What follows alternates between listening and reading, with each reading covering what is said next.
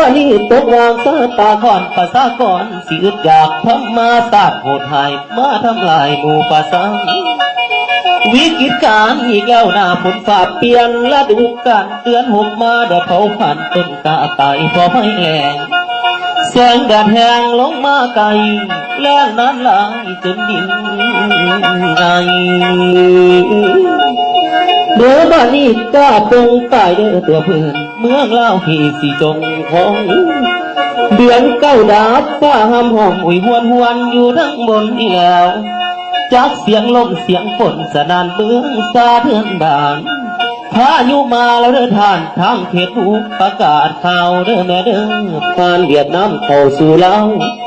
ทั้งภาคกลางภาคใต้ไหลเข้าเตือนหายเสื้อพ่อดูนั้นโหดหายเส้นทางผ่านทั้งลายแขนนี่แล้วสายลมแหงสวยพัดบ้านเมืองกะพี่มางตามเส้นทางเสาไฟลมพายุลมนั้นมันผ่านแม่คำหอบม้วนน้ำมหาสันตกอยู่สักสิไว้ลิ้นหน่อยอยู่บ่อเศร้าน้ำท่วมหน้าปวงภาษาอ่างเอาน้ำตาล้นฝนสายฝนเด้น้องเขาหน้าเขียวเดียวออกมาบ่เห็นอย่างสินางคอยนอนลุงป่าคิดต่อหลังบ่ไปหน้าบ่มีฝันละน้องที่เขาอยู่สอบกับพ่อมีก็เหลือเพียงเล็กหน่อยโอ้ยพ่อได้ถึงเดือนฝันเศร้าหน้าก็ขาดเคลื่อนโอ้ยร้อยเลือนน้ำใสฝนนี่แล้วสารวนเอาชีวิตรอดตายพอให้น้ำเขียนนาธรรมบ่มีแล้วเสียงแซวแซวพี่น้องจมเนื้อบ้านนี้เหือนสั้นจมสู่น้ำว่าโยสร้างแม่นใส่กับ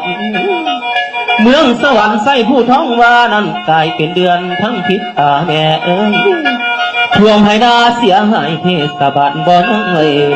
ท่วมเหือนซานเสาไฟลมทางไปมากะลำบากสะพานหักโคลมโอ้ยน้องน้ำเงินบาดาลสารวัตรหลายหมู่บ้านน้ำไหลผ่านแถวเมืองคงน้ำเสโดนไหลมาพัดท่วมให้นาตากาพุงงูงัวคุ้ยมาลอยนี้ตายเป็นเกลือนเด้อแม่เด้อแถมเสน้ำไหลเจือนเฮือนสั้นหาเป็นอ่างโอ้ยลงน้ำแม่นาทีวิกฤตการอีเทือนี่ผัดแห้งคักเพราะปานอย่างอีแล้วน้ำเนื้อไหลมาเสริมเพิ่มใส่ผมที่ลิ้นหน่อยจำปาสาหายแจ้งวิรกรรมจากน้องพี่ปีนี้ความอีหลีแถวสะพานสาวตามผ้าขาวอันเป็นปีไหนถูกทำเสียหับบ่ได้แถวบ้านเดือหัวแดงแม่น้ำท่วมแห้งเป็นประวัติกันเกิดมาบ่เคยพอเมืองปากเสียเฮานอท่วมเพียงพอแล้วอีแม่เมื่อว่านี่แถวนาแก่นาหินจนได้ปีแล้วพี่น้องหลังคาบ้านที่พักเศร้าเมืองพ้นท้องกาแห่งอุกอังเอาทั้งผ่านแถวแคมป์ของแม่น้ำไหลนองไก่เป็นเมืองบาดาลสิผ่านไปได้หลาย4,000 ดอนที่เลือกต้องท่วมหลายดอนแล้วละเด้อเมืองมุมกลายเป็นทะเลเมืองโคงเหลือดอนแม่ห่างว่าโยสร้างใส่กำหันมาทั้งตายกำอุทั้งผ่านเมืองบาเจียงก่อนแล้วไทยสีไปอัตตาปือปากเสียฟังไว้ห่วยจำปีมีน้ำสะพานเสบ่ให้ผ่านเดี๋ยวมานี่ประกาศข่าวไปทั้งการ4 กันยาเรียบร้อยตามส่วนแม่นข่าวสารแถวเสกองหลายหมู่บ้านประกาศผ่านว่าเจอหนักอัตตาปือแห่งเจอคักน้ำท่วมบนน้ำไก่สนามใสคือฝันหายคือปีกายพ่อมาก่อนละโอ้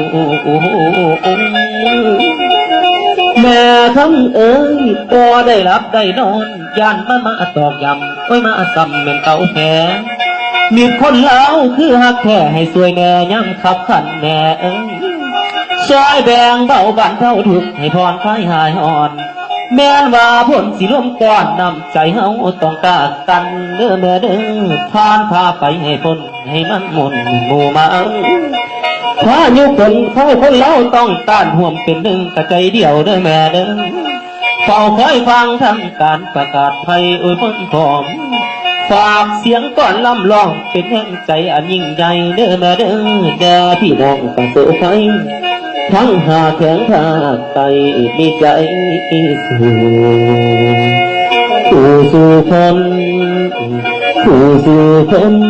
เด้อมาเด้อ